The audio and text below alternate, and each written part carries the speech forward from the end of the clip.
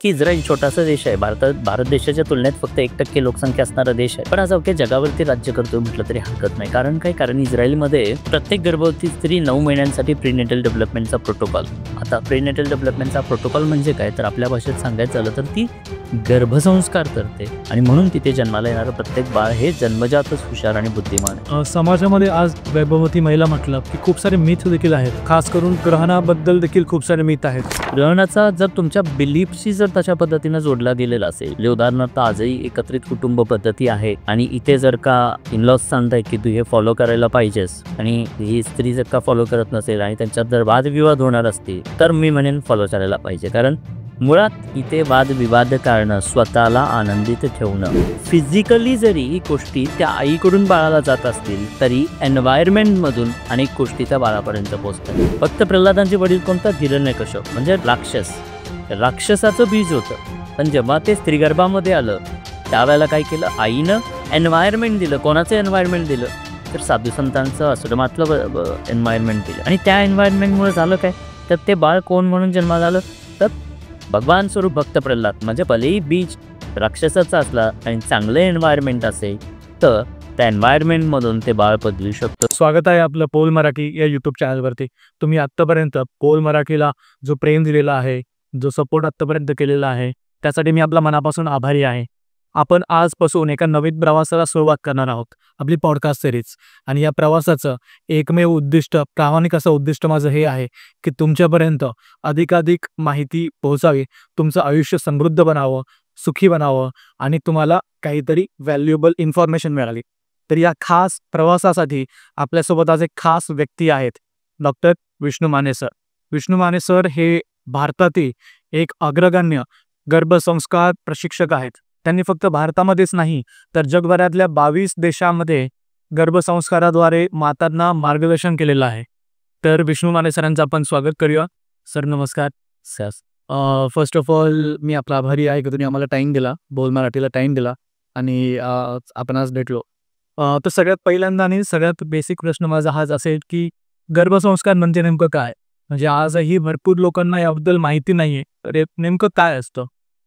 गर्भसंस्कार ही अशी प्रोसेस आहे जिथे बाळाचा आणि आईचा बंध जोडला जातो. आपण ज्याला नाळ जोडलेली असते, ती नाळ जोडलेली असताना त्या गर्भात वाढणाऱ्या बाळाला आईच्या माध्यमातून, आईच्या इमोशन्समधून जे काही गोष्टी ऐकतात त्या चांगल्या देण्याचा प्रयत्न करणं म्हणजे गर्भसंस्कार आहे. याला सायंटिफिक वेमध्ये जर सांगायचं झालं तर गर्भसंस्कार म्हणजे नेमकं काय?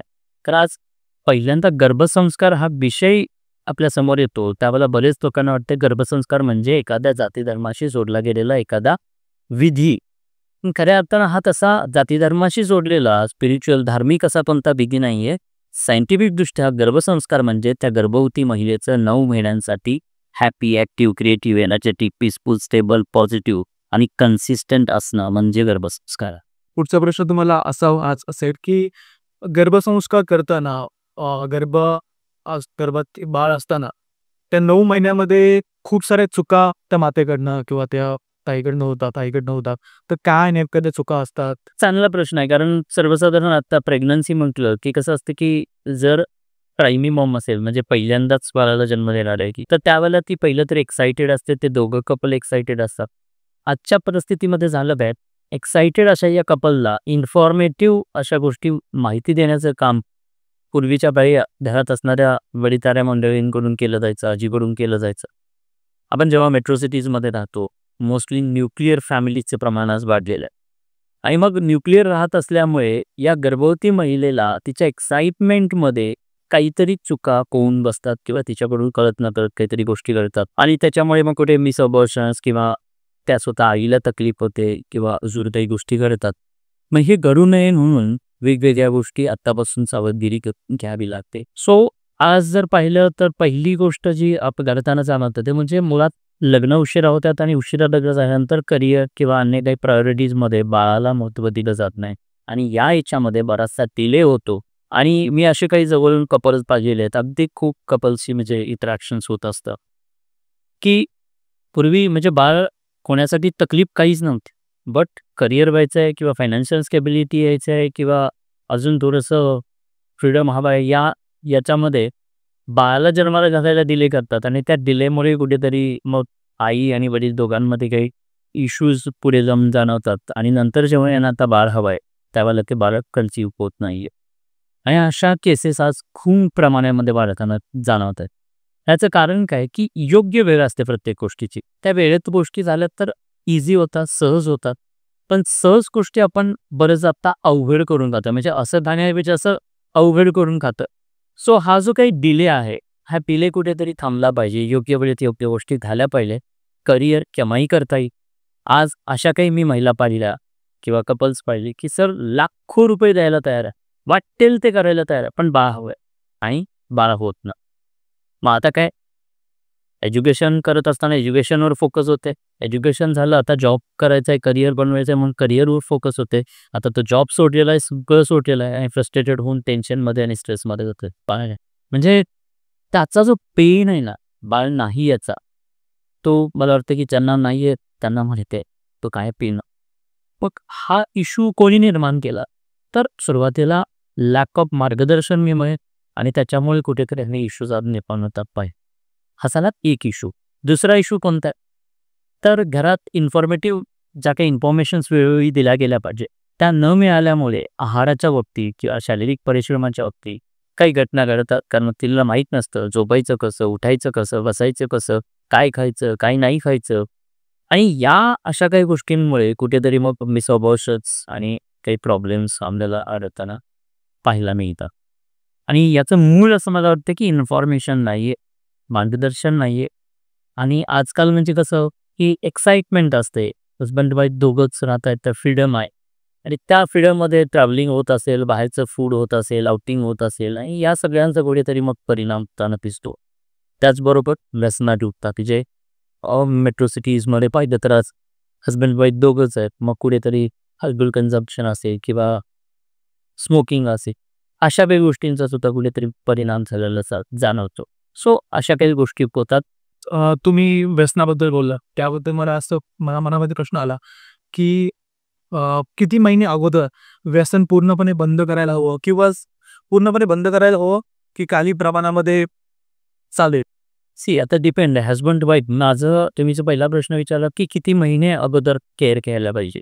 तर गर्भसंस्कार हा तसं 2 नंबरचे संस्कार आहे. पहिल्यांदा काय येतं म्हणजे वेदांमध्ये 16 संस्कारांबद्दल सांगितलं गेली. तर 16 संस्कारांमध्ये पहिला संस्कार येतो तो म्हणजे बीजसंस्कार आणि दुसऱ्या नंबरला येतात ते गर्भसंस्कार. सो बीजसंस्कार म्हणजे काय?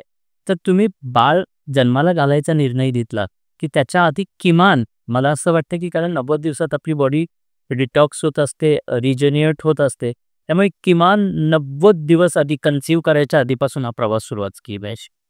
आणि मग त्याच्यासाठी त्या 90 दिवसांमध्ये म्हणजे कन्सीव्ह करायच्या आधी कमीत कमी 90 दिवस म्हणजे 3 महिने काही हेल्दी प्रॅक्टिसेस पती-पत्नींनी फॉलो करायला पाहिजे आणि तिथून हा जर्नी सुरुवात व्हायला पाहिजे. राहिला प्रश्न कन्सीव्ह झाल्यानंतर सुद्धा जर का समजा ती स्त्री आहे ती काही ड्रग्ज किंवा अंमली पदार्थांचं सेवन करत असेल, तर निश्चितच बाळाला जे काही आज स्त्रीच्या म्हणजे बाळ जे स्त्रीच्या प्लासेंटाला जोडलं जातं, ते प्लासेंटाला जोडल्यानंतर त्या बाळाला जे काही मिळणार आहे, ते आईच्या माध्यमातूनच मिळणार आहे. सो आई जे काही कन्झ्युम करेल, ते बाळालाही त्याच्यातून मिळणार. तर त्याचा ॲडव्हर्स इफेक्ट म्हणजे आज आईला काही वर्षानंतर, काही कित्येक दिवसांच्या त्या सवयीनंतर आज ते आईला कुठेतरी ती आई त्याच्याबरोबर स्टेबल झालेलं आहे. आता बाळ जे आहे, ते नवीन आहे, ते बनतंय आता आणि त्यालासुद्धा त्याचे डोसेस गेले किंवा तर त्याचा इम्पॅक्ट निश्चित बाळावरती पण होणार आहे. मग याच्यातनं अनेक काही मेडिकली अनेक काही क्वेरीज, इश्यूज डेव्हलप होताना जाणवतात आणि काही किस्से असे आपल्याला ऐकायला मिळतात. त्यामुळे विशेषतः म्हणजे कन्सीव्ह झाल्यानंतर डिलिव्हरीपर्यंत, इव्हन डिलिव्हरीनंतर बाळाला फीडिंग जोपर्यंत आहे, तोपर्यंत तरी अशा गोष्टी अव्हॉइड केलेल्या पाहिजे. हो. आता याच्यामध्ये तुम्ही म्हटलात, की आई-वडील दोघांनी. पण आपल्या समाजामध्ये पित्याची भूमिका, एका वडिलाचा रोल खूप कमी असतो प्रेग्नन्सीच्या अगोदरपर्यंत. तर पित्याची भूमिका कशी असली पाहिजे? एका वडिलाची भूमिका कशी? चांगला प्रश्न विचारलात आणि खरंच म्हणजे अतिशय उत्कृष्ट प्रश्न म्हणे. पित्याचा रोल खरं तर आपल्याला पित्यालाच मेल आहोत आपण, आपल्याला नाहीच आहे, माहितीच नाही. असं झालेलं आहे की एकदा कन्सीव्ह झाली की 9 महिने त्या स्त्रीनंच बघायचं, तिचीच जबाबदारी, तिच्यातूनच सगळं चाललंय. पण असं नाही. फिजिकली जरी गोष्टी त्या आईकडून बाळाला जात असतील, तरी एन्व्हायर्नमेंटमधून अनेक गोष्टी त्या बाळापर्यंत पोहोचतात. सो पित्याचा इथे खूप मोठा रोल आहे. पहिली गोष्ट तर पहिला रोल जो पित्याचा आहे तो म्हणजे पित्याकडून पिता बीज देण्याचं काम करतो. जसं ते बीज त्या स्त्री गर्भामध्ये जातं ते तिच्या प्लासेंटाला अटॅच होतं आणि प्लासेंटाला अटॅच झालं की स्वभाव, स्वरूप, संस्कार आणि कपॅसिटी ते आईकडून ते घेत असतं. म्हणजे आईचा जसा स्वभाव असेल, आई ज्या पद्धतीनं की करत असेल, आईच्या ज्या इमोशन्स असतील, आईचं खानपान जे असेल त्याच्या पद्धतीनंच ते बाळसुद्धा पेरणार आहे. आता आपल्याकडे मेन प्रॉब्लेम काय आहे, जसं तुम्ही म्हणलात की तो सपोर्ट नसतो पिकाला, त्याचा अवेअरनेस नाही. त्यामुळे प्रॉब्लेम काय होतात की कन्सीव्ह झालं, गुड न्यूज मिळाली की दोघं सेलिब्रेट करतील, पण त्यानंतर तिला जो काही वेळ हवाय, जी स्त्री स्वतःच्या आईवडिलांचं जिथं ज्या आईवडिलांनी जन्म दिला, जिथं बालपण गेलं, ते सर्व ठिकाण सोडून, त्या आईवडिलांना सोडून जी स्त्री तुमच्या भरोशावरती आज इकडे आलेली आहे, बरोबर ना? तर तिचं प्रेग्नन्सीमधले एक्सपेक्टेशन्स काय आहेत हे कधी आपण त्या खूप पित्यानं जाणून घेतलेत का? तर मोस्ट ऑफ द टाईम नाही. कारण पिता करिअरच्या म्हणजे करिअरमध्ये बिझी आहे, पैसे कमवण्यामध्ये बिझी आहे. तर त्या सगळ्या त्याही प्रायोरिटी आहेतच, मी नाही म्हणत आहे. पण तिथे तो बिझी असताना हिच्यावरती जो काही इमोशनल अत्याचार होतोय, इमोशनली तिला इथे काय हवंय? पहिली गोष्ट तर निसर्गानं प्रेग्नन्सी दिल्यानंतर तिच्यामध्ये होणारी जे हार्मोनल इम्बॅलन्सेस आहे, त्यामुळे तिचा होणारा मूड स्विंग, तिचं होणारं राग, चिडचिड, तिच्या बदलणाऱ्या भावना, या सर्वांना कणखर बनवण्याचं काम खरं तर पित्याचं आहे. त्रास ते होताना दिसत नाही. कारण पती वेगळा आहे, सासू-सुनेची भांडणं तर ही जगभर आहेतच आहे.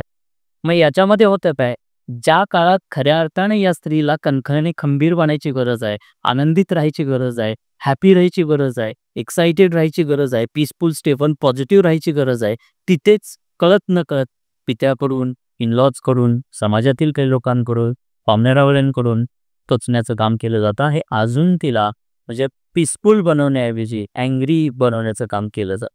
आणि हे जोपर्यंत होणार नाही आहे ना, तोपर्यंत बदल घडणार नाही आहे. त्यामुळे मला प्रत्येक पित्याला सांगायचं की फक्त बीज दिला म्हणजे काम झालं ना, त्या पित्याला एन्व्हायरमेंट देण्याचं काम. इथे मी उदाहरण देत असतो भक्त प्रल्हादाचं. भक्त प्रल्हादांचे वडील कोणता? हिरण्यकश्यप म्हणजे राक्षस. राक्षसाचं बीज होतं. पण जेव्हा ते स्त्रीगर्भामध्ये आलं त्यावेळेला काय केलं? आईनं एन्व्हायरमेंट दिलं. कोणाचं एन्व्हायरमेंट दिलं? तर साधू संतांचं आश्रमातलं एन्व्हायरमेंट दिलं. आणि त्या एन्व्हायरमेंटमुळे झालं काय? तर ते बाळ कोण म्हणून जन्माला आलं? तर भगवान स्वरूप भक्त प्रल्हाद. म्हणजे भलेही बीज राक्षसाचा असला आणि चांगलं एन्व्हायरमेंट असेल तर त्या एन्व्हायरमेंटमधून ते बाळ बदलू शकतो किंवा ते येणारं प्रोडक्ट जे आहे ते बाळ ते बदलू शकतो. सो इथे या स्त्रीला चांगलं एन्व्हायरमेंट देण्याचं काम केलं गेलं पाहिजे. त्यामुळे पित्यानं त्यासाठी इन्व्हॉल्व्ह झालं पाहिजे. गर्भसंस्कार ह्या प्रोसेसमध्ये सुद्धा ती काही त्या स्त्रीची जबाबदारी नाहीये. हे तिच्या गर्भात ते बाळ वाढत असेल, पण बाहेरून एन्व्हायरमेंट देण्याचं काम की पित्याचं आहे, इन-लॉजचं आहे. इव्हन मी नेहमी सांगतो की फक्त पित्याचं, इन-लॉजचंच नाही तर सोसायटीचं सुद्धा आहे. एखादी गर्भवती स्त्री जर का एका ऑर्गनायझेशनमध्ये काम करत असेल तर त्या ऑर्गनायझेशनमध्ये सुद्धा त्या गर्भवती स्त्रीला आनंद देण्याचं काम केलं पाहिजे. ना की ती सेल्समध्ये वरून टार्गेट दिले, तिला इरिटेट केलंय, तिला फ्रस्ट्रेट केलंय, तिला प्रेशराईज केलंय. अशा वातावरणामध्ये ती एका चांगल्या बाळाला, कारण येणारं बाळ हे फक्त तिचं बाळ नाही, उद्याच्या भारताचं भवितव्य आहे. मग या हेतूनं जर आज प्रत्येक व्यक्तीनं त्या स्त्रीकडे आपण पाहिलं तर मला वाटतं की येणारी पिढी बदलू शकते. याचं उत्तम उदाहरण म्हणजे काय, मी नेहमी सांगत असतो की अगर देश को बेहतर बनाना है तो पहले इस देश की हर गर्भवती माँ को बेहतर बनना होगा और छत्रपति शिवाजी महाराज जी जैसी फिर संतान को पाना है तो पहले हर माँ को जिजाऊ बनना. कारण जिजाऊ बनल्याशिवाय शिवबा येणारच नाही. आणि म्हणून आई कणखर आणि खंबीर बनली पाहिजे आणि तिला ते एन्व्हायरमेंट देण्याचं काम फक्त घरातूनच नाही, फक्त नवऱ्याकडूनच नाहीये, तर समाजातल्या प्रत्येकाकडून, ऑर्गनायझेशन्समधून प्रत्येकानं या स्त्रीला इथे बळकटी दिली पाहिजे. त्यामुळे येणारं प्रत्येक बाळ हे सर्वगुण संपन्न, हुशार, बुद्धिमान किंवा देशाचं भवितव्य म्हणून जन्म दिलंच मला. नक्कीच. आता माझा पुढचा प्रश्न याच्याशीच रिलेटेड आहे. आपण जेव्हा गर्भसंस्कार आणतो त्यावेळेस ही गोष्ट धर्माशी रिलेटेड आहे असं बोललं जातं. हिंदू धर्माशी किंवा सनातन धर्माशी रिलेटेड आहे. अगदी तर याचा काही संबंध आहे का धर्मासोबत, हिंदू धर्मासोबत? प्रत्येक धर्मामध्ये काही वेगवेगळ्या गोष्टी सांगितलेल्या असतात. फायनली डेस्टिनेशन एकच असतं. म्हणजे मार्ग वेगवेगळे सो हिंदू धर्माशी गर्भसंस्कार हा पर्टिक्युलर टॉपिक म्हटलं तर तो हिंदू धर्माशी, हिंदू संस्कृतीशी किंवा सनातन संस्कृतीशी कुठेतरी जोडलेला आहे. पण मला एवढंच सांगायचं आहे की बाळ बनण्याची प्रोसेस ही जाती धर्मावाईज वेगळी नाही. म्हणजे स्त्रीच्या शरीरामध्ये जे बाळ बनवण्याची प्रक्रिया आहे, हिंदू धर्मीय आहेत म्हणून वेगळे, मुस्लिम आहेत म्हणून वेगळे, कॅथलिक आहेत म्हणून वेगळे, बौद्धिस्ट आहेत म्हणून वेगळे, अशी काय आहे का? नाही. की प्रोसेस एकच आहे, प्रोसेस वेगळी नाहीये. त्यामुळे या बाळ बनण्याच्या प्रक्रियेला कुठल्या जाती धर्मांमध्ये बांधणं हे उचित नाहीये. इथे खऱ्या अर्थानं हा विषय आहे तो कोणत्या जाती धर्माशी रिलेटेड असा नाहीये. हा एका आई आणि त्या बाळाशी रिलेटेड असणारा हा विषय आहे. त्यामुळे या विषयाला कोणत्याही जाती धर्मात बांधलं गेलं नाही पाहिजे. आज आमच्याकडे गर्भसंस्कारांसाठी म्हणाल तर जगभरातून 22+ कंट्रीजमधून लोक जोडले गेले. आधी कुवेतमधून मुस्लिम महिला जोडले गेले, बौद्धिस्ट समाजातील अनेक महिला जोडल्या गेल्या, हिंदू धर्मातील अनेक महिला जोडल्या गेलेल्या, कॅथलिक धर्मामधून अनेक महिला जोडल्या गेल्या. वाय? बिकॉज आम्ही इथे ती पहिली क्लॅरिटी दिली की हा विषय कोणत्या जाती धर्माशी नाही आहे. हा विषय म्हणजे एका आईचा आणि एका बाळाचा आहे. जिथे नाळ जोडले गेलेलं आहे तिथला हा विषय नाही. इथे तो विषय जाती धर्मांमध्ये विभागता येत नाही. सो बनणारं प्रत्येक बाळ एकाच प्रोसेसमधून बनणार आहे, एकाच पद्धतीनं बनणार आहे. आणि त्यामुळे त्या प्रोसेसवरती फोकस करत असताना जाती धर्माचा म्हणजे विनाकारण तो अडथळ किंवा अडचण आणायला नाकी पाहिजे असं मला. आता तुम्ही सर एवढ्या वर्षांपासून काम करताय, सो तुमचा असा दावा आहे का की तुमच्या संस्कारानंतर जे काही बाळ जन्माला येतं त्याची बुद्धिमत्ता, त्याचे स्वभाव या सगळ्या गोष्टी बेटर असतात? सगळ्यात महत्त्वाची गोष्ट की मुळात ही जी प्रोसेस आपण म्हणतो गर्भसंस्काराची, ही बाळ उत्कृष्ट बनावं यासाठी नाहीच आहे. बाळ काय बाय प्रोडक्ट आहे. काम कुठे केलं पाहिजे? काम प्रोसेसवरती केलं पाहिजे. मी असा कुठेही दावा करत नाही की तुमचं बाळ भारी बनणार आहे. मी हे सांगतो की तुमची जर्नी भारी बनली, तुमचे 9 महिने भारी बनले, 9 महिन्यांच्या तुमच्या इमोशन्स भारी बनल्या, तर त्या इमोशन्स ज्याच्यावरती इम्पॅक्ट करतात त्या गर्भातल्या बाळावरती ऑटोमॅटिकली ते भारी बनलेलं. पण याचा काही सायंटिफिक डेटा आहे का तुमच्याकडे? ऑब्व्हियसली आज WHO सुद्धा सांगतं की गर्भामध्ये वाढणाऱ्या बाळावरती आईच्या इमोशनचा परिणाम होतो. मग आईच्या इमोशन्सना बदललं तर निश्चित बाळ बदलतात. आज आमचा जो रिसर्च पेपर आहे तो रिसर्च पेपर काय सांगतो की ज्या गर्भवती महिलेनं 9 महिन्यांमध्ये या स्वतःला हॅपी ठेवण्यासाठी जी प्रोसेस फॉलो केली, स्वतःला आनंदित ठेवण्यासाठी 9 महिने सेलिब्रेट करण्यासाठी ज्या काही ॲक्टिव्हिटीज केल्या, त्याचा परिणाम आज बाळांमध्ये झालेला बघायला मिळतो. आज रिसर्च पेपरमध्ये हे बघितलं जातं की ज्या महिलेनं या प्रोसेसमध्ये इन्व्हॉल्वमेंट केली त्या महिलेला कसल्याही प्रकारचं पोस्टपार्टम डिप्रेशन किंवा एन्झायटी, स्ट्रेस, टेन्शन, राग, चिडचिड अशा गोष्टी होत नाही किंवा त्या झाल्या तर त्या लेवलला पोचत नाही. सो आईला भारी बनवणं, आईचे 9 महिन्यांची ही जर्नी, तिचा एक्सपिरियन्स 9 महिन्यांचा खूप भारी बनवणं, याच्यासाठी मी दावा करते. आणि आई जर बेटर राहिली तर निश्चितच बनणारं बाळ म्हणजे उदाहरणार्थ तुम्ही उत्कृष्ट अभ्यास केलात म्हणजे निश्चित चांगले मार्क पडू शकतात. म्हणजे पेपरमध्ये तुम्हाला उत्कृष्ट लिहिता येणार. तुमचा अभ्यास म्हणजे आपला फोकस मार्क्स मिळवण्यावरती नाही तर अभ्यासावरती असला पाहिजे. तुम्ही उत्कृष्ट अभ्यास केला तर मार्क हे मिळणारच आहेत, ते बाय प्रोडक्ट आहे. तसंच या प्रोसेसमध्ये मी उत्कृष्ट फोकस केलं 9 महिन्यांमध्ये तर मिळणारं बाळ उत्कृष्टच मिळू शकतं. त्यामुळे बाळाचा विचार इथे करायचाच नाही. इथे तुम्ही स्वतःचा विचार करायचा आहे, स्वतःच्या आनंदाचा, स्वतःच्या भावनांचा, स्वतःच्या ॲक्टिव्हिटीजचा विचार करणं जास्त महत्त्वाचं. बरोबर. समाजामध्ये आज गर्भवती महिला म्हटलं की खूप सारे मिथ देखील आहेत की हे असं नाही केलं पाहिजे, तसं नाही केलं पाहिजे. खास करून ग्रहणाबद्दल देखील खूप सारे मिथ आहेत. गर्भवती महिला आणि ग्रह, तर याच्याबद्दल काय सांग? सो गर्भवती महिलांबद्दल, ग्रहणाबद्दल किंवा अनेक अशा काही मिथ्स आहेत ज्या पूर्वीच्या काही म्हणजे पाळल्या जायच्या, ग्रहण पाळलं जायचं, वेळीनं ते चिरायचं तर त्या गोष्टी अवॉइड केल्या जायच्या. तर खरं तर याच्या पाठीमागचे ते सायंटिफिक दृष्टिकोन होते आणि त्यामुळे या गोष्टी फॉलो केल्या जात होत्या. आज जिथे मॉडर्न सायन्स, मेडिकल सायन्स एवढं प्रगत झालेलं आहे की तुमच्या गर्भात होणाऱ्या बाळावरचा परिणाम किंवा बाळ कशा पद्धतीने घडत आहे, बाळाला काही इश्यूज आहेत नाही आहेत, म्हणजे या लेवलपर्यंत ते परीक्षण करता येते. त्यामुळे आता तुम्हाला माहिती आहे म्हणजे आधी पूर्वीच्या काही काय होतं की बाळ डिलिव्हरी झाल्याशिवाय तुम्हाला पाहताच येत नव्हतं. त्या बाळाला काही म्हणजे विकलांगता आहे का, काय प्रॉब्लेम्स आहेत का. आज मानसिकदृष्ट्या किंवा बाकीचे काही इश्यूज असतील तर तेही दोष शोधण्यासाठीच्या काही टेस्ट घेतल्या जातात. त्यामुळे आता तसं मला वाटतं की या कोणत्याही अशा रुटीनमध्ये ग्रहणाचं काही परिणाम होत नाही. गरज नाहीये. आता राहिला प्रश्न ग्रहणाचा. ग्रहणाचा जर तुमच्या बिलीफशी जर तशा पद्धतीनं जोडला गेलेला असेल, म्हणजे उदाहरणार्थ आजही एकत्रित कुटुंब पद्धती आहे आणि इथे जर का इनलॉज सांगताय की तू हे फॉलो करायला पाहिजेस आणि ही स्त्री जर का फॉलो करत नसेल आणि त्यांच्यात जर वादविवाद होणार असतील, तर मी म्हणेन फॉलो करायला पाहिजे. कारण मुळात इथे वादविवाद कारणं स्वतःला आनंदित ठेवणं हा मेन किंवा मूळ उद्देश फॉलो केला. हा प्रश्न विचारण्यामागचा एक उद्देश माझा असाही होता. म्हणजे मी ज्यावेळेस लहान होतो, 7-8 वर्षाचा असेल, तर माझा हा इकडचा कान जर कोणी पाहिला थोडासा कंद आहे. तर मी जेव्हा लहानपणी आईला विचारायचो की माझा कान हा थोडासा कट काय, वयानुसार वर्षानुसार ते भरून आलं तर आई म्हणायची की मी तुझ्या बोटामध्ये होता त्यावेळेस मी काहीतरी कापलं होतं आणि त्यामुळे तो कट माझ्या कानावरती आलेला आहे. सो मी खूप विचार करायचो की असं कसं होऊ शकतं. सो त्याचं उत्तर मला आज तुमच्याकडून मिळालं. एक्झॅक्टली. पूर्वीच्या काळी काय होतं की ती परिस्थिती नव्हती की म्हणजे आज ज्या पद्धतीनं मेडिकल सायन्स डॉक्टर सांगतात ती या महिन्यात हे स्कॅनिंग करून घ्या. नाही, बाळ अगदी प्रत्येक गोष्ट व्यवस्थितपणे आहे नाही हे चेक केली जाते. त्यामुळे पूर्वी ज्या पद्धतीने विकलांग किंवा जन्मजात काही डिफेक्ट असणारी बाळं यायची, आज तेवढं प्रमाण राहिलेलं नाहीये. बरोबर. का तर आज मेडिकल सायन्स म्हणजे आहे, मेडिकल सायन्स प्रत्येक गोष्ट चेक करत आहे आणि त्यामुळे ती जी काही रिस्क होती ती आता कमी झालेली आहे. पूर्वीच्या काळी या फॅसिलिटीज अवेलेबल नव्हत्या, त्यामुळे कुठेतरी हे जोडलेलं असावं की अरे बाबा तू हे केलं तर हे होऊ शकतो. आणि चुकून जर का एखाद्या महिन्याला ते केलं तर मला वाटतं की तिची मानसिकता तशी बनत असेल की अरे बाबा मी हे केलं, माझ्या बाळाला काही प्रॉब्लेम होणार नाही ना. आणि कदाचित त्या मानसिकतेमुळे तसे प्रॉब्लेम त्या बाळामध्ये सुद्धा उद्भवले जात असावेत. बरोबर.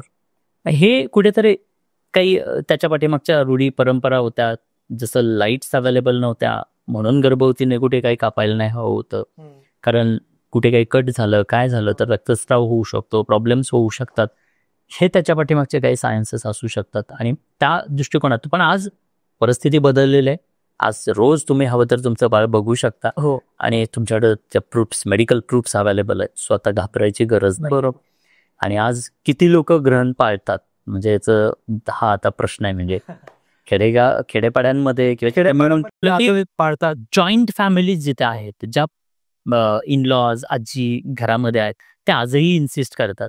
आणि जर ते इन्सिस्ट करून घरातलं वातावरण चांगलं राहणार असेल, तुम्ही आनंदित राहणार असेल तर पाळायला हरकत नाहीये. वादविवाद होणार असतील आणि भांडण तंटा सुरू होऊन तुम्ही फ्रस्ट्रेट होणार असाल तर मग नाही पाळून फायदा काय. तर तुम्ही उलट जास्त डॅमेज करताय स्वतःला किंवा बाळाला. शहरी भागामध्ये मला नाही वाटत त्यांना माहिती पण असेल की आज ग्रहण आहे की नाही. एक्झॅक्टली माहिती नाही होत आणि एक्झॅक्टली भरपूर सारे आज म्हणजे महिला आज मंगळावरती गेल्या, चंद्रावरती पोचल्या, म्हणजे मंगळावरती जाण्याची आपली तयारी सुरू झाली आणि आपण आज.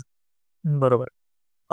एका गर्भवती महिलेचा दिनक्रम कसा असावा, दिनचर्या कशी असावी, सकाळी उठल्यापासून तर शेवटपर्यंत झोपेपर्यंत त्यांनी काय काय केलं पाहिजे. ऍक्च्युली 3 गोष्टीच खूप महत्वाच्या याच्यामध्ये. पहिलं तर शरीरासाठी, म्हणजे आज स्त्रीच्या शरीरामध्ये नवीन शरीर बनतंय, बरोबर, नवनिर्मिती होते. सो एक एक सेल त्या स्त्रीच्या शरीरामध्ये जो बनला जाणार आहे त्या सेल्सच्या माध्यमातून ते बाळ बनणार आहे. आणि हे बनत असताना 3 गोष्टी महत्वाच्या आहेत. पहिली म्हणजे झोप, उत्कृष्ट झोप असणं खूप गरजेचं आहे. सेकंड थिंग म्हणजे एक्सरसाइज आणि थर्ड थिंग म्हणजे आहार. ओके. आता एक्सरसाइज म्हणजे फक्त शरीराचा एक्सरसाइज नाही मिळत, मनाचा एक्सरसाइज. सो मेंटल आणि फिजिकल हेल्थ चांगली असणं गरजेचं आहे. त्यासाठी काम केलं पाहिजे. आहारावरती काम केलं पाहिजे आणि तुमच्या झोपेवरती काम केलं पाहिजे. आता यालाच थोडंसं झोप किती तास असावी, आहारामध्ये तुम्ही म्हटलात तर आहारामध्ये काय खाल्लं पाहिजे, काय नाही खाल्लं पाहिजे, आणि एक्सरसाइज. 7 ते 8 तासांची झोप आवश्यक आहे. कारण झोप ही जी काही मानवाला दिलेलं आहे, डिझाईन केलं आहे. आज रात्री आपण झोपतो, का झोपत असावं, तर दिवसभर जेव्हा आपण जागे असतो तेव्हा शरीरामधले असंख्य सेल्स कार्यरत आहेत, संपूर्ण शरीर कार्यरत आहे, तेव्हा अनेक गोष्टींची झीज शरीरामध्ये होत असते. रात्री जेव्हा आपण झोपतो त्यावेळेला त्या बॉडीचा मेंटेनन्स करण्याचं काम, म्हणजे रिपेअरिंगचं काम, एखाद्या फॅक्टरीमध्ये जसं शटडाऊन घेतला जातो आणि मग तिथलं ते मशिनरी रिपेअर करण्याचं काम केलं जातं. सो झोपेमध्ये आपली बॉडी रिजेन्युएट होते. जे काही रिपेअर डॅमेजेस दिवसभराच्या वापरामध्ये झालेले असतील ते रिपेअर करण्याचं काम झोपेमध्ये होतं. बरोबर. अगदी तसंच रात्री जेव्हा तुम्ही गाढ झोपता गर्भवती आई जेव्हा झोपते तेव्हा ती नवनिर्मिती होत असते. खऱ्या अर्थानं बाळाचं डेव्हलपमेंट रात्रीच्या काळात जास्त होत असावं. कारण त्या झोपेमध्ये ती नवनिर्मिती केली जाते आणि म्हणून चांगली झोप असली पाहिजे आणि कारण झोप चांगली झाली तर तुमचं मेंटल पीस बनायला मदत होणार आहे. आणि आज आपण बघतो की अनेक लोकांची झोपच डिस्टर्ब्ड आहे, झोप लागत नाहीये. मग त्याचा परिणाम तुमच्या मानसिक आणि शारीरिक गोष्टींवरती होणार आहे आणि त्याचबरोबर त्या बाळावरती होणार आहे. त्यामुळे झोप खूप महत्वाची आहे. आहारामध्ये मोस्टली ट्रायमेस्टर वाईज आहार तसा बदलतो. गर्भवती महिलांनी योग्य आहार तज्ञांचं मार्गदर्शन घेऊन त्यांच्या मार्गदर्शनाखाली आहार घेतला पाहिजे. पोषक आहार ज्याला आपण म्हणतो की जी न्यूट्रियन्सची गरज तुमच्या शरीराला आहे. प्रेग्नन्सीमध्ये तुमचं हेल्दी फॅट वाढलं पाहिजे. वजन वाढतं म्हणजे काय, फक्त बाळ पोटात आहे त्या बाळाचं वजन म्हणजे स्त्रीचं वजन आहे का, नाहीये. तर त्या स्त्रीचं वजन वाढलं पाहिजे, हेल्दी फॅट्स वाढले पाहिजेत आणि म्हणून त्यासाठी बाळाला आईला पोषक असा आहार डॉक्टरांच्या सल्ल्याने डिझाईन करून घेतला पाहिजे. कारण आता वेगवेगळ्या व्यक्तींना वेगवेगळा आहार का, तर तुमच्या बॉडीचं जे काही आयुर्वेदामध्ये सांगितलेले प्रकृती जी आपण म्हणतो ती प्रकृती चिकित्सेप्रमाणे तुमचा आहार बदलतो.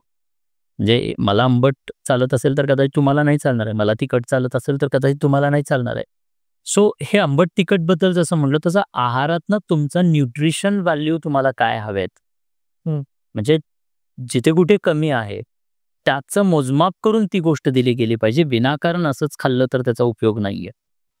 न्यूट्रिशियस आहार घेतला पाहिजे आणि त्यासाठी ट्रायमेस्टर वाईज आहार तज्ज्ञांचं मार्गदर्शन घेऊन त्या पद्धतीनं आहारांचं ती जी रिक्वायरमेंट आहे न्यूट्रिशनची ती फुलफिल केली पाहिजे.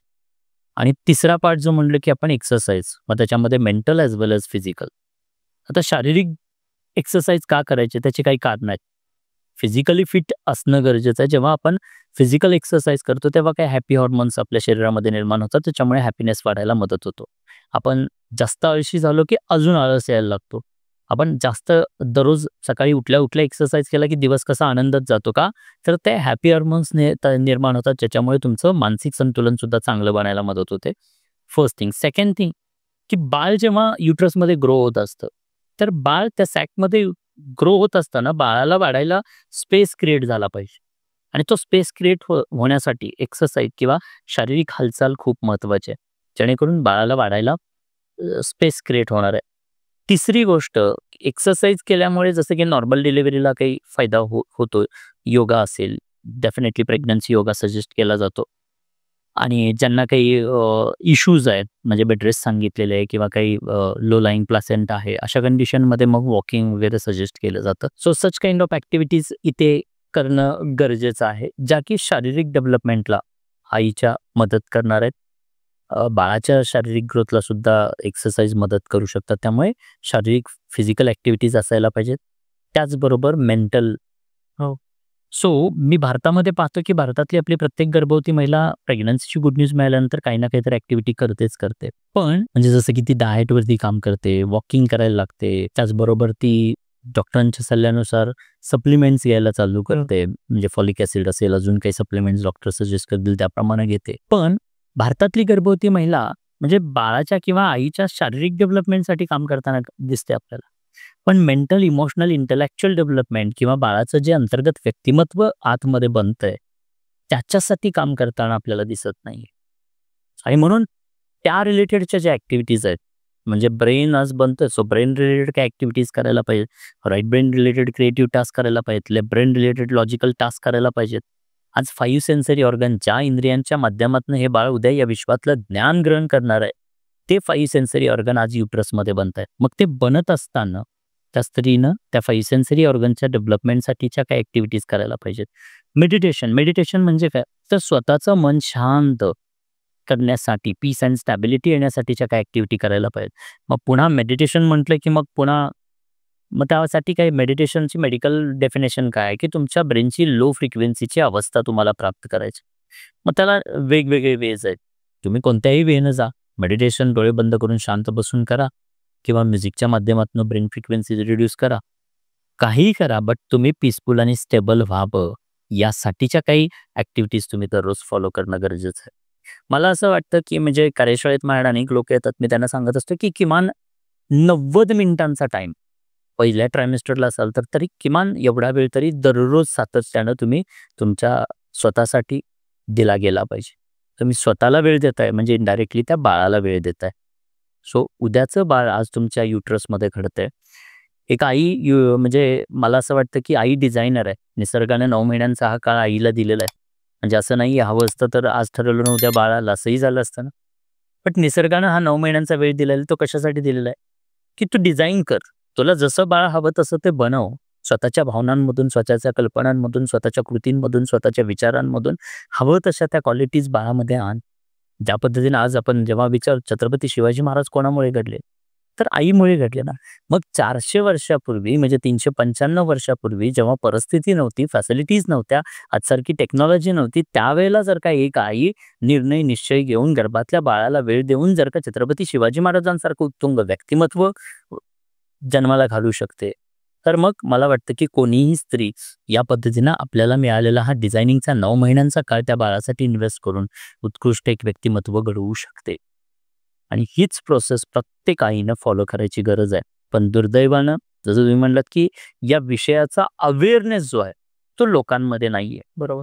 आणि तो अवेअरनेस म्हणजे मी इस्रायलबद्दल जेव्हा स्टडी केला त्यावेळेला लक्षात आलं, की इस्रायल छोटासा देश आहे. भारत देशाच्या तुलनेत फक्त 1% लोकसंख्या असणारा देश आहे.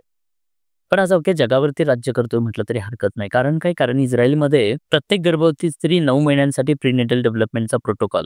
आता प्रीनेटल डेव्हलपमेंटचा प्रोटोकॉल म्हणजे काय? तर आपल्या भाषेत सांगायचं झालं तर ती गर्भसंस्कार करते आणि म्हणून तिथे जन्माला येणारं प्रत्येक बाळ हे जन्मजातच हुशार आणि बुद्धिमान आहे. सो प्रोसेसमध्ये असताना तुम्ही केलेलं काम निश्चितच कुठेतरी फळाला येतं. सो डिलिव्हरी झाल्यानंतर आपल्याकडची परिस्थिती काय? आम्ही आत्ता प्रोसेसमध्ये असताना, बाळ युटरसमध्ये वाढत असताना आम्ही काम नाही करणार. पण डिलिव्हरी झाल्यानंतर त्याला best school, best college, best tuition, बाहेरून बेस्ट देण्याचा प्रयत्न करू. पण ते आतूनच बेस्ट बनावं यासाठी आम्ही आज प्रयत्न करत नाही.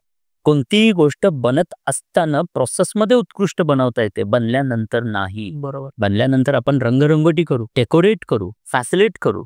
But by birth qualities, by birth capacities, by birth स्वभाव, बाय बर्थ ते स्वरूप आज युटरसमध्ये बनतंय. आणि म्हणून इथे प्रत्येक आईनं स्वतःवरती फोकस करायला हवा.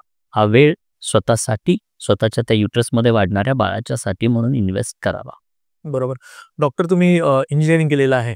मेकॅनिकल इंजिनिअर तुम्ही आहात आणि इकडचा अभ्यास देखील तुमचा खूप चांगला आहे. तर तुमच्या लाईफमध्ये असा काही प्रसंग आला का? तुम्ही गर्भसंस्काराकडे कसं काय वळालात? थोडंसं हे जाणून घ्यायला आवडेल. चांगला प्रश्न आहे. आजपर्यंत कोणी विचारला नाही. बट निश्चित काही रिझन्स आहेत. सो अनेक वर्ष म्हणजे सायकॉलॉजी हा माझा आवडता विषय. अनेक वर्ष हिप्नॉसिस, सबकॉन्शियस माइंड याविषयी मी अभ्यास करत आलो. 27 वर्ष हिप्नॉसिसचा मी प्रॅक्टिस केला. वेगवेगळ्या लोकांना, स्ट्रेसमध्ये असणाऱ्या लोकांना मी स्ट्रेसमुक्त करण्याचं काम केलं. टाटा मोटर्सला जॉब करत असताना 13 वर्ष टीनेजर डेव्हलपमेंट म्हणजे वयात येणाऱ्या ह्या मुलांना घडवण्याचं काम, त्यांना दिशा देण्याचं काम मी करत आलो. त्याचबरोबर दलीप नावानं माझं एक लोणावळ्याला वर्कशॉप व्हायचं स्ट्रेस मॅनेजमेंटवरती. आणि अगदी सायकॉलॉजिकली डिस्टर्ब असणारी लोकं, सायकोसोमॅटिक डिसऑर्डर असणारी लोकं, अशा लोकांना ट्रीट करण्याचं काम केलं. आणि सडनली मला नेहमी वाटायचं, की म्हणजे मी एका गर्भवतीला मदत करू शकतो. त्याचं कारणही असं, की 13 वर्ष जेव्हा टीनेजर्स डेव्हलपमेंटसाठी काम करायचं, तेव्हा अनेक कपल्स यायचे, डिस्कस करायचे. आता येणारा कपल म्हणजे मुलाच्या काही ना काहीतरी समस्या घेऊन आलेला असायचा. बरोबर. आणि जेव्हा मग काउन्सिलिंग करायचं, मोस्टली आम्ही एकमेकांच्या समोर कधी करत नाही. मुलांना बाहेर ठेवतो, मग पालकांशी बोलतो आणि परत मुलाला आत बोलवून पालकांना बाहेर काढतो. म्हणजे इंडिव्हिज्युअली दोघांची मतं पहिल्यांदा जाणून घेण्याचा प्रयत्न केला जातो. मग बरेचदा हे शेअरिंग करत असताना पालक, विशेषतः आई शेअर करायची, की प्रेग्नन्सीमध्ये काहीतरी इश्यूज होते, प्रॉब्लेम्स होते आणि त्याचाच की काय फळ म्हणून आम्हाला हे असलं बाळ मिळालं. आणि असं 2-4 महिलांकडून ऐकल्यानंतर मला कुठेतरी स्ट्राईक झालं, की खरंच प्रेग्नन्सीचे 9 महिने आणि डिलिव्हरीनंतरचं आयुष्य यांचा काही संबंध आहे का? आणि म्हणून ती जी काही क्युरिओसिटी तयार झाली, म्हणून आम्ही येणाऱ्या प्रत्येक पालकाला विचारायला चालू केलं, की बाबा प्रेग्नन्सीचे 9 महिने कसे होते? आणि मग लक्षात आलं, की निश्चित काहीतरी रिलेशन्स ह्याच्यामध्ये दिसतात. आणि म्हणून मग आम्ही वेगवेगळे रिसर्चेस वाचायला चालू केले आणि तेव्हा मग डॉक्टर स्टीफन ट्रिप यांचा रिसर्च वाचला इस्रायलबद्दलचा. आणि मग लक्षात आलं, की निश्चित डिलिव्हरीच्या आधीचे 9 महिने आणि डिलिव्हरीनंतरचं संपूर्ण आयुष्य यांचा खूप जवळचा संबंध आहे. खरं तर डिलिव्हरी नंतरचं जे आयुष्य आहे हे 9 महिन्यांमध्येच डिझाइन केलं जातं. इथेच त्या कपॅसिटीज दिल्या जातात. इथेच ते स्वभाव, स्वरूप, संस्कार आणि कपॅसिटी देण्याचं काम आई करते. आणि मग लक्षात आलं, की एवढी सुंदर गर्भसंस्कारांसारखी ही प्रोसेस आपल्या पूर्वजांनी हजारो वर्षांपासून आपल्याला सांगून ठेवलेलं आहे. पण आज या सुंदर प्रोसेसला कोणतीही स्त्री अवेअर नाहीये. तिला करायचंय का तर 100% आई आपल्या स्वतःच्या बाळासाठी काही करायला तयार आहे. ती करू शकते. फक्त तिला याचं ज्ञान नाहीये. ती या विषयाला अवेअर नाहीये. आणि मग मी डिसाईड केलं, की मला हे कार्य करायचं आहे आणि हे कार्य करण्याची प्रेरणा मला माझ्या आईकडून मिळाली. कारण मला नेहमी वाटायचं, की मी माझ्या आईसाठी काही करू शकलो नाही. कारण मी 7 महिन्याचा असताना आई वारली आणि पुन्हा तिला मला कधीच पाहता आलं नाही. कारण मला आजही माहीत नाही ती कशी दिसत होती, कशी होती. आणि त्यामुळे एक रिग्रेट राहायचं मनात नेहमी हा विचार यायचा आणि ज्या दिवशी हे माझ्या विषय समोर आला, त्या दिवशी पटकन असं विचार आला, की यार तुला तुझ्या आईची सेवा करता आली नाही म्हणून काय झालं? या कार्याच्या माध्यमातून तू या भारतातल्या अनेक गर्भवती आईंची तुला सेवा करण्याची संधी मिळणार आहे. तर तेव्हापासून आम्ही डिसाईड केलं आणि त्या दिवसापासून हे काम चालू केलं आणि ते काम अविरतपणे चालू आहे आणि खूप छान वाटतं जेव्हा एखाद्या स्त्रीचं आयुष्य बदललेलं बघायला मिळतं. आज हजारो महिलांचे फीडबॅक आहेत. रिटर्न म्हणा किंवा व्हिडिओ फीडबॅक म्हणा. Googleला गेला तरी हजारो लोकांची मनोगत तुम्हाला बघायला मिळते. सो खूप भारी वाटतं. सी निसर्गाच्या नियमाप्रमाणे म्हटलं ना, की प्रत्येक माणूस हा द्यायला आलाय. तुमच्याकडे जे बेस्ट आहे ना, ते तुम्ही द्या. तुमच्याकडे जे बेस्ट आहे ते तुम्हाला मिळालेलं कशासाठी? To serve. तुमच्याकडे आज जे बेस्ट आहे ते कशासाठी मिळालं, की कोणाच्या तरी आयुष्यात त्याची कमी आहे. त्याला द्या. त्याचं आयुष्य आनंदित बनवा. आणि मला असं वाटतं, की जेव्हा आपण देतो, प्रामाणिकपणे देण्याच्या, व्हॅल्यू ॲड करण्याच्या हेतूने द्यायला लागतो, तेव्हा निसर्ग स्वतःकडे काही ठेवून घेत नाही. तो मल्टिप्लाय करून आपल्याला परत देतो. सो मला मल्टिप्लाय करून जसं खंत होती, की मी माझ्या आईची सेवा करू शकलो नाही, माझ्या आईला मी काही मदत करू शकलो नाही. पण जेव्हा या भारतातल्या अनेक आयांना मदत करण्याचा विचार घेऊन मी पुढे चाललो, तेव्हा आज हजारो, लाखो आयांचे आशीर्वाद आज पाठीशी आहेत आणि त्या ब्लेसिंग देत असतात. रोज कमीत कमी 10-20 महिलांचे फीडबॅक असतात. Thank you so much sir म्हणून. आणि त्याचा आनंद जो आहे, तो पैशात सुद्धा कधी बघत नाही घेता येऊ शकतो. बरोबर. आता आपण भारतामध्येही काम करता, आपल्या भारताबाहेर देखील आपण मार्गदर्शनाचं काम करता. तर जेव्हा तुम्ही 2 भारतामध्ये आणि भारताबाहेर काम करत असता, त्यावेळेस तुम्हाला लोकांच्या मेंटॅलिटीमध्ये काही डिफरन्स समजून येतो का? नाही, आता भारताबाहेरची जरी लोकं असली, तर मूळ ते भारतीयच आहेत. हं. म्हणजे आपले भारतीय लोकं जे काही वेगवेगळ्या कंट्रीजमध्ये आहेत, तीच लोकं आज गर्भसंस्कारांना जोडत आहेत. कारण आज तुम्ही केलं, तर तुमचं कोणीतरी रिलेटिव्ह, वहिनी, बहीण कोणतरी बाहेर असतं. मग त्यांना तुम्ही रेफर करता, की नाही, नाही तुम्ही हे करा. आणि त्यामुळे तशी मेंटॅलिटी म्हणजे वेगळी नाही वाटत आहे मला. बरं. कारण आपलीच लोकं आज या विषयाकडे पुन्हा वळतात. म्हणजे ज्या पद्धतीनं आज भारतात राहणाऱ्या भारतीय महिलेला गर्भसंस्कारांबद्दल जेवढी क्युरिओसिटी नाहीये, तेवढीच भारताबाहेर राहणाऱ्या भारतीय महिलेला जास्त गर्भसंस्कारांची ओढ आहे, क्युरिओसिटी आणि ती जास्त करताना मला आढळते. बरोबर. तणाव कमी करण्यासाठी काय 3 उपाय तुम्ही महिलांना सांगाल? पहिली गोष्ट तर पहिलं डोळे बंद करून स्वतःच्या आतमध्ये पाहण्याचा प्रयत्न केला पाहिजे. कारण मी नेहमी सांगतो, की जेव्हा डोळे उघडतो तेव्हा आपण परचिंतनात गुंततो, आसपासच्या वातावरणात गुंततो आणि मग नको ते गोष्टी आतमध्ये घालण्याचा प्रयत्न करतो.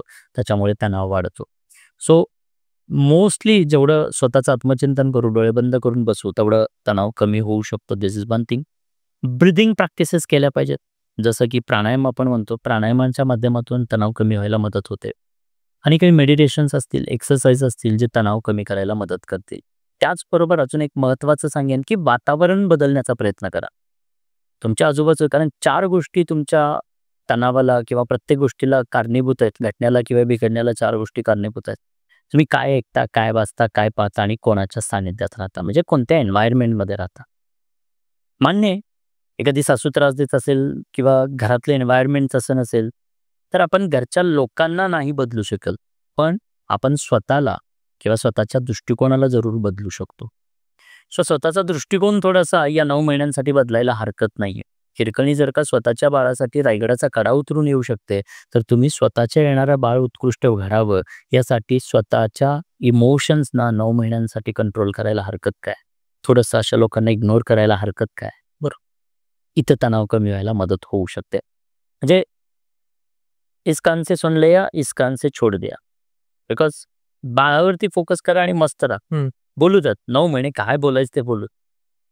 Ignore everyone. फोकस आणि मला वाटतं की स्त्रीला फोकस करता येऊ शकतं. कारण बाळ हे ती म्हणजे तिच्यासाठी हे सगळ्या गोष्टी इग्नोर करायला बाळ हे एक कारण तिला पुरेसं आहे. बरोबर. तुम्ही हिप्नोथेरपिस्ट आहात. गर्भसंस्कार करताना तुम्हाला त्या अनुभवाचा इकडे कसा फायदा होतो? जगभरामध्ये हिप्नोबर्थिंग नावाचा कन्सेप्ट वापरला जातो. म्हणजे नॉर्मल डिलिव्हरीसाठी असेल किंवा स्त्रीच्या स्ट्रेस एन्झायटीला कमी करण्यासाठी असेल. सो माझे जे काही ट्रान्स आहेत, म्हणजे ॲटोसजेशन ट्रान्स आपण म्हणतो त्याला. सो माझ्या माध्यमातून दिल्या गेलेल्या सजेशन्स या त्यांच्या सबकॉन्शियस लेव्हलपर्यंत जातात आणि पीस आणि स्टॅबिलिटी यायला मदत होते. अनेक उदाहरणं आहेत. जसं एक महिला मध्यंतरी भेटली. 5 वेळेला मिसकॅरेजेस झालेले होते. मॉर्निंग वॉकला गेल्यानंतर ती मला भेटली. अगदी एक्साइटेड होऊन विचारलं, "सर विष्णू सरला?" म्हटलं, "येस." मग त्यांनी सांगितलं, की "sir thank you so much. मी जी-एस-सी मॉम आहे. मी गर्भसंस्कार केलेत तुमच्याकडं आणि खरंच तुम्ही आज भेटलात. मला तुम्हाला भेटायचंच होतं आणि literally I want to say you thank you. I want to say thank you." म्हटलं, "काय झालं? असं काय?" तर त्यांनी सांगितलं, "सर 5 वेळेला मिसकॅरेजेस झालेत." आणि मनातनं तो थॉट जातच नव्हता. त्यामुळे सातत्यानं डोक्यात फक्त एकच व्हायचं, की आता मी आई होऊ शकणार नाही. कारण मिसकॅरेजेसचा हा एक्सपिरियन्सच एका स्त्रीसाठी प्रचंड पेनफुल असतो. एकदाचा एक्सपिरियन्स 5-5 वेळा झाल्यानंतर त्या स्त्रीची मानसिकता काय बनली असेल. सो बिलीफ सिस्टीमच कुठेतरी आता वीक झालेली होती आणि इन बिटवीन मग त्याने वर्कशॉप जॉईन केलं. त्यानंतर जोडल्या गेल्या पुढे डिलिव्हरीपर्यंत आणि मग दररोज हे ट्रान्स वगैरे ऐकायला चालू केले आणि काही दिवसातच म्हणजे सगळं काही नॉर्मल झालं. ज्या दिवशी त्या मला भेटल्या त्या दिवशी त्यांच्याकडे 6 महिन्याचं बाळ होतं आणि ते त्यांचं असं मत होतं, की सर बिकॉज ऑफ यू, म्हणजे या सिस्टीमला जे काही ट्रान्स मी ऐकले, जे काही आणि त्याच्यामुळे कुठेतरी माझ्या डोक्यातली ही भीती निघून जायला मिसकॅरेजची मदत झाली आणि म्हणून आज माझ्याकडे बाळ आहे. सो सायकॉलॉजिकल अशा ज्या काही गोष्टी आहेत. एका महिलेची केस स्टडी अशी होती, की तिला अंधाराची प्रचंड भीती होती. आता हे लहानपणापासूनच अंधाराची भीती होती. मग तिला तेच वाटायचं, की मी जर का एवढी अंधाराला घाबरते, आता प्रेग्नन्सीमध्ये त्याचा परिणाम माझ्या बाळावरती पण होणार आहे आणि मग त्याच विचारांमध्ये ती राहायची. मग तिने जेव्हा हे रेग्युलर ॲटोसजेशन ट्रान्स ऐकायला सुरुवात केली, त्यानंतर मग तिची काहीच दिवसात तिची ही भीती परमनंटली निघून गेली आणि ती सांगते नंतर मला व्हिडिओ मनोगत दिलं, की "सर आता मला कसलीही अंधाराची भीती नाहीये. Sir you changed my life." लहानपणापासून असणारी भीती अगदी काही दिवसात माझी निघून गेली. याच्यामध्ये नॉर्मल डिलिव्हरी किंवा आज महिलांमध्ये मेन एक पेन कोणता असतो, लेबर पेनला घेऊन आधीच लोकं घाबरलेले असतात. मग ही जी काही मानसिक भीती आहे, ती मानसिक भीती काढून टाकण्यासाठी ट्रान्स खूप मदत करतात. आपण झोपेबद्दल बोललो. अनेक लोकांची झोप डिस्टर्ब्ड आहे आणि शांत झोप लागत नाहीये, कारण डोकं सतत आतमधून चालू आहे. तर त्या ठिकाणी ट्रान्स तुम्हाला शांत आणि गाढ झोप द्यायला मदत करतं. पीस आणि स्टॅबिलिटी द्यायला ट्रान्स मदत करतं. तुमचं एन्झायटी कमी करायला ट्रान्स मदत करतात. तुमचं म्हणजे कामनेस, शांती वाढवायला, प्रसन्नता वाढवायला, तुमचा दृष्टिकोन बदलायला ट्रान्स खूप मदत करतात. आणि मला वाटतं, की त्यामुळे आज खूप साऱ्या लोकांमध्ये म्हणजे लोकांमधून एवढे चांगले छान रिझल्ट्स आणि छान प्रतिक्रिया आपल्याला बघायला मिळतात. बरोबर. गर्भसंस्कार कोणत्या महिन्यापासून चालू करायला हवेत? तसं तर बीजसंस्कारांपासून सुरुवात करायला पाहिजे. पण आता हे अवेअरनेस प्रोग्राम मी घेत असतो किंवा पॉडकास्टमधून अनेक ठिकाणी बोलत असतो. सर ज्या दिवशी तुम्हाला कळतंय ना, की हे काहीतरी महत्त्वाचं आहे, त्या दिवसापासून डिलिव्हरीपर्यंत म्हणजे अगदी 1 महिना राहिलाय ना, तो 1 महिना सुद्धा तुमच्या बाळाच्या दृष्टीने महत्त्वाचा आहे. मी एकच गोष्ट सांगत असतो, एकदा का डिलिव्हरी झाली, तर उद्या लाखो, करोडो, अरबो, खरबो रुपये देऊन सुद्धा ते बाळ पुन्हा तुमच्या युटरसमध्ये कधीच येणार नाही. 1 मिनिट सुद्धा आणता येणार नाही. मग आज समजा ज्यांचा 1च महिना राहिलाय, 30 दिवस तरी राहिलेत ना, समजलंय ना, मग राहिलेले 30 दिवस तरी इन्व्हेस्ट कर. खरं तर प्लॅनिंग पासूनच करायला पाहिजे. पण आज तुम्हाला जर समजतंय, आज तुमचा पहिला महिना आहे, आज दुसरा महिना आहे, आज 9वा महिना आहे. जेवढे दिवस राहिलेले तेवढे तुम्हाला त्या बाळासाठी देता येणार आहेत. एकदा का नाळ कापली, मी नेहमी सांगतो, की आज जेव्हा ते बाळ तुमच्या प्लॅसेंटाला जोडलेलं आहे, तेव्हा ते तुमच्या शरीराचा हिस्सा आहे. ते कोणतं इंडिपेंडंट पर्सनॅलिटी नाहीये. ज्या दिवशी नाळ कापू, त्या दिवशी ते पर्सनल स्वतंत्र बाळ, इंडिपेंडंट पर्सनॅलिटी होणार आहे. आणि इंडिपेंडंट पर्सनॅलिटीला आपण फक्त सांगू शकतो, बदलू नाही शकत आहे. बरोबर. आज नाळ जेव्हा जोडलेलं आहे, त्यावेळेला ते तुमच्या शरीराचा हिस्सा आहे आणि जोपर्यंत तुमच्या शरीराचा हिस्सा आहे, तोपर्यंत बदल करता येणं शक्य आहे. एकदा का नाळ कापली, की आपण फक्त सांगू शकतो, बदलू शकत नाहीये. आणि म्हणून आज आत्ता जर तुम्ही हा पॉडकास्ट पाहताय, आज तुम्हाला जर गर्भसंस्कारांविषयी काही माहिती मिळते ना, तर आजपासून डिलिव्हरीपर्यंत तुम्ही एक फॉलो करणं गरजेचं आहे. बरोबर. तुम्ही मगाशी म्हटलात, की आपण गर्भसंस्काराला एका धर्माशी जोडून नाही पाहत. तर तुमचे काही असे एक्झाम्पल्स आहेत का, जे हिंदू धर्माच्या व्यतिरिक्त देखील तुमच्याकडे जे हो, खूप सारे आहेत. खूप सारे आहेत. जसं म्हणलं, की कुवेतमधून सुद्धा काही मुस्लिम महिला जॉइन झाल्या आणि त्यांनी आपल्या बाळाला हे केलेलं आहे. आज गुगलला डॉक्टर विष्णू माने रिव्ह्यूज म्हटलं तर तिथेही तुम्हाला आता नाव माहीत नाहीत मला, शेख नावाच्या एक मॅडम होत्या, अशा अनेक अनेक अनेक अनेक जणांचं हे फीडबॅक प्रतिक्रिया आहेत. आणि खूप छान, म्हणजे इव्हन त्या महिलांनी स्वतः प्रमोट केलं की हे sir you are doing great work. म्हणजे हे कुठल्या जाती धर्माशी रिलेटेड नाहीच आहे.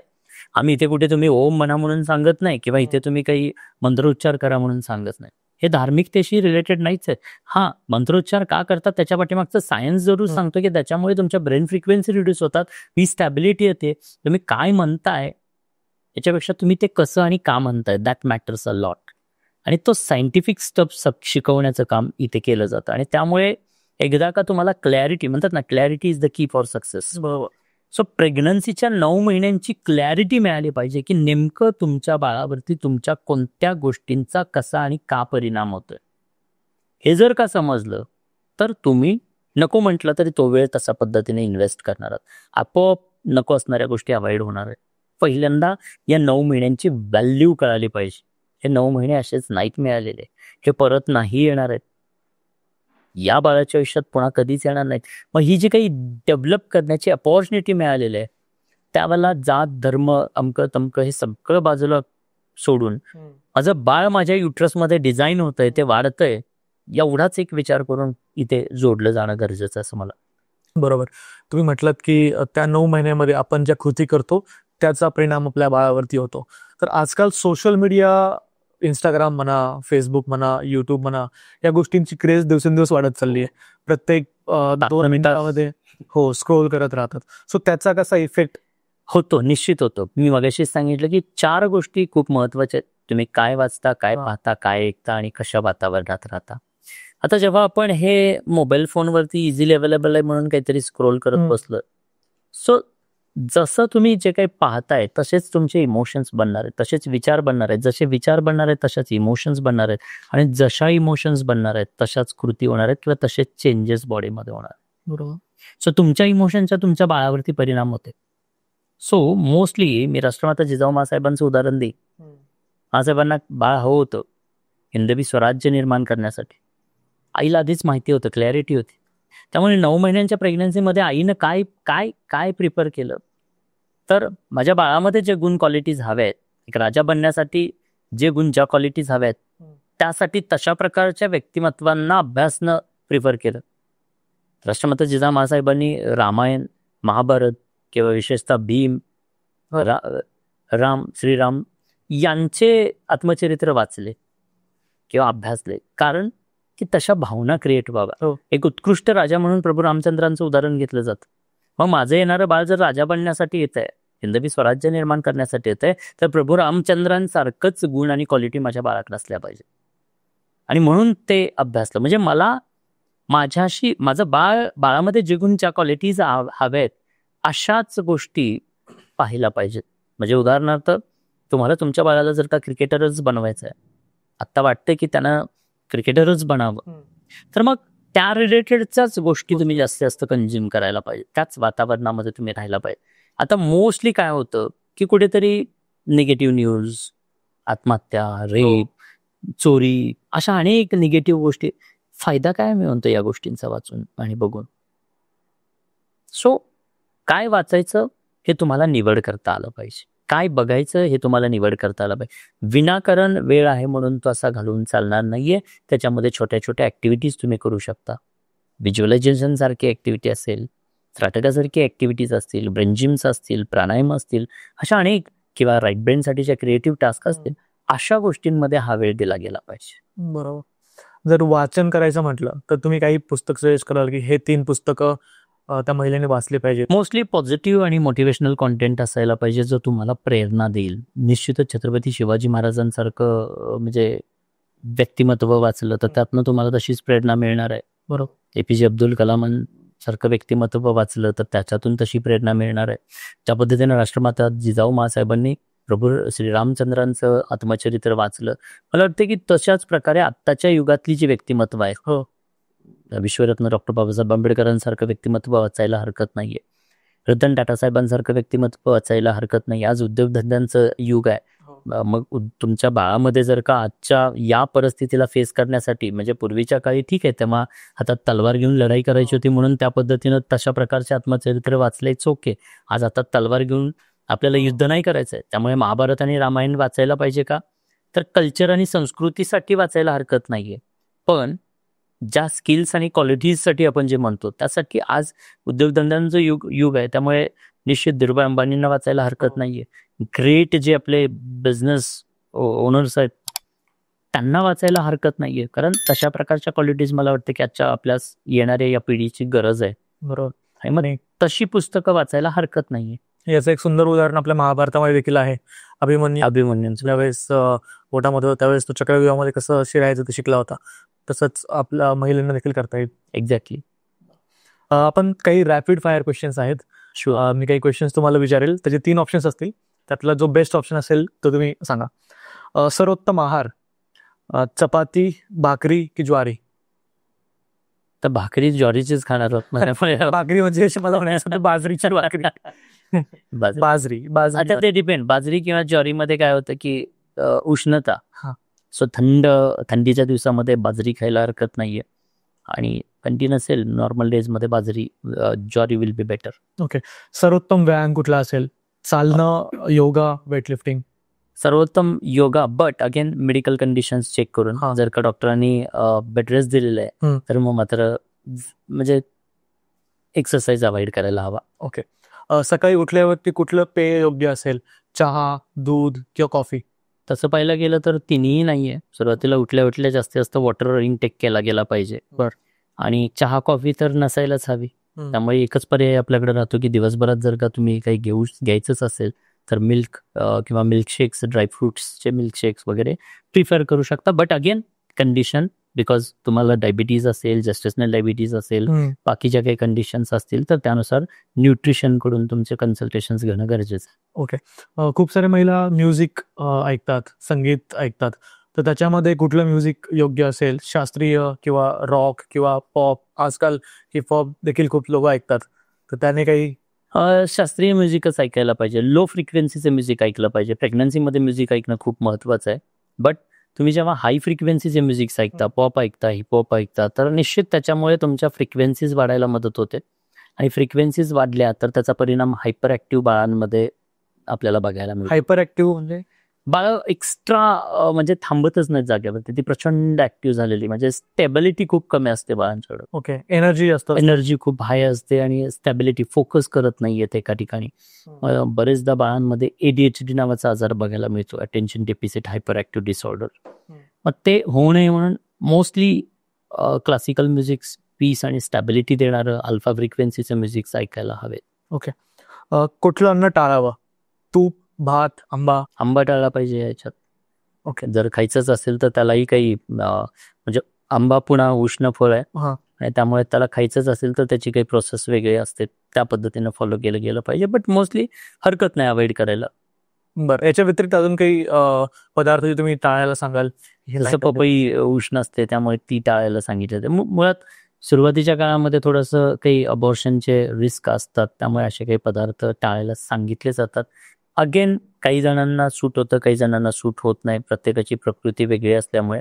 बट मोस्टली म्हणजे तुम्ही खाल्लं आणि तुमच्याबरोबर काही चुकीचं झालंच असंही आपल्याला बघायला मिळत नाही.